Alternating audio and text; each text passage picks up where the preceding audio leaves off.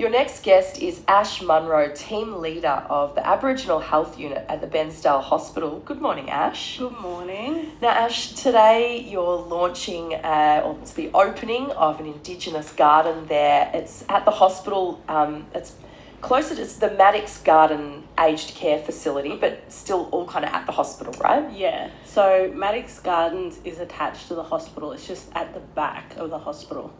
Can you take us for a walk through the garden right now? Describe this new indigenous garden. So if you walk off McKean Street into towards Maddocks, it's all along the side. So it's full of indigenous plants. It's just a refreshing look to what was there before. David Cameron and Nigel Pearce did a fantastic job ensuring that all the plants that are there are sort of native to the area. So as you're walking down the side, you'll have some fantastic outdoor furniture that they do that have engraved indigenous artwork on it. They're fantastic. They're beautiful pieces.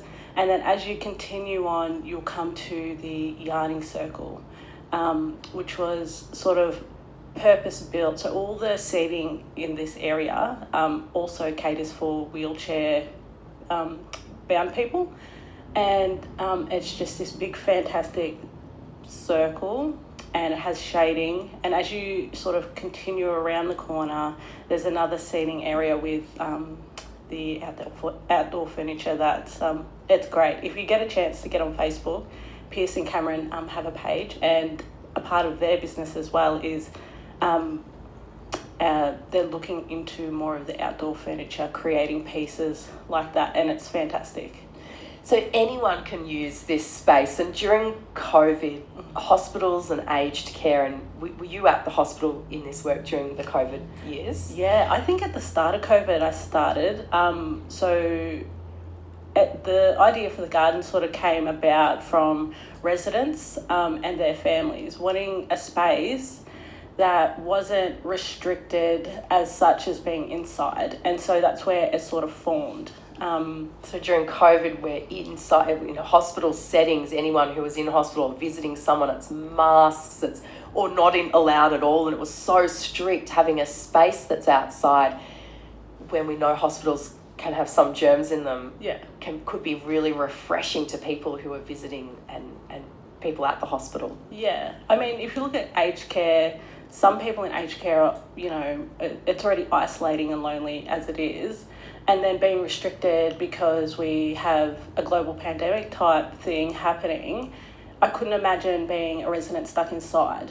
And so, these wonderful people sort of come up with this idea and ran with it. And I think because it was along the lines of a cultural garden, it sort of fell into our lab. So it was a lot of collaboration with the residents because we also had to facilitate what they wished.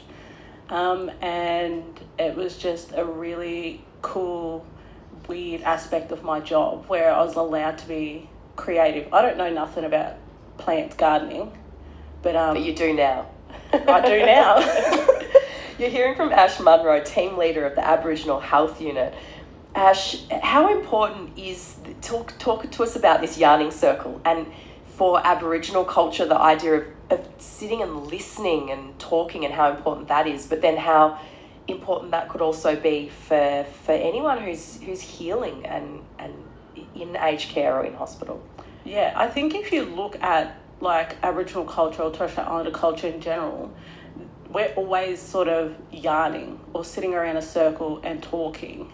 Even through, if I'm talking to patients or whatever, or talking to, other team leaders or managers, it's never just a conversation, it's a yarn. It's something casual.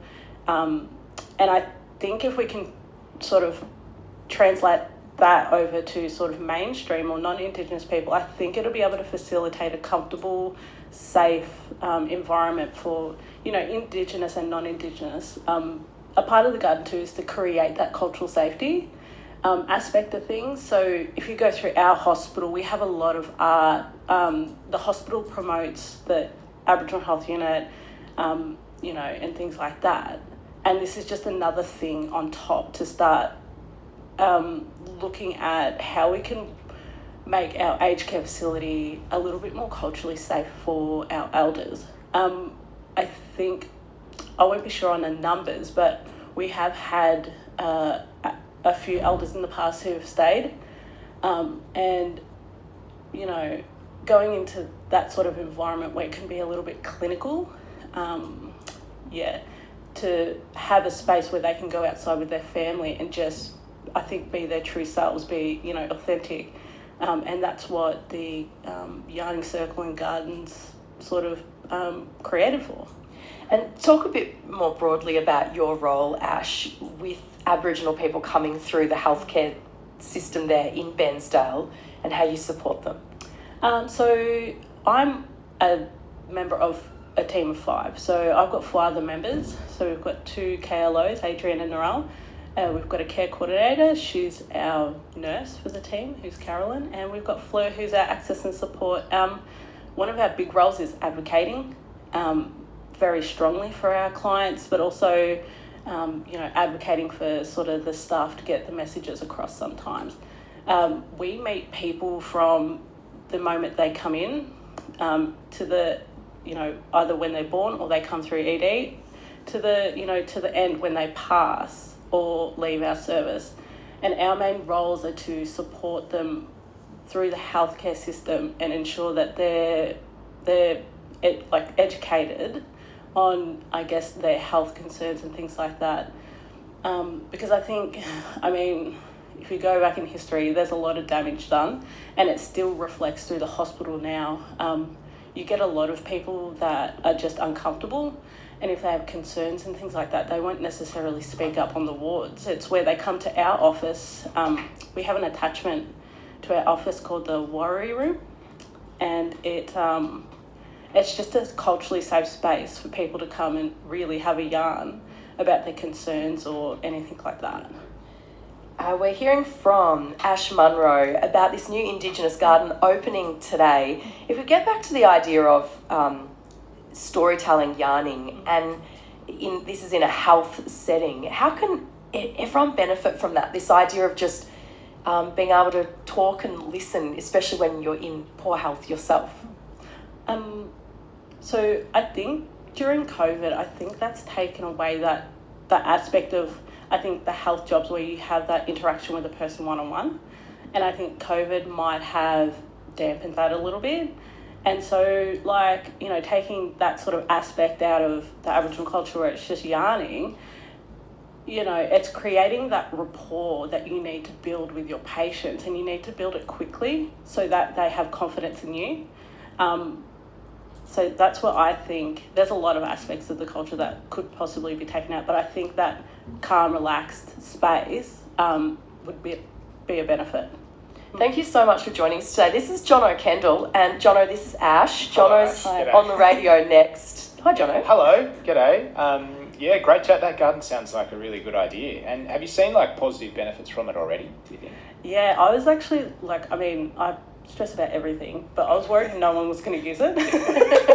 But as I've drove past there was multiple families sitting in the Yarning Circle actually using the garden. That's great. How good. That must give you the warm and fuzzies, surely. Oh yeah, it was a good part of the job. It was one of the part of my job that I was allowed to be creative and meeting people like Nigel and Camo.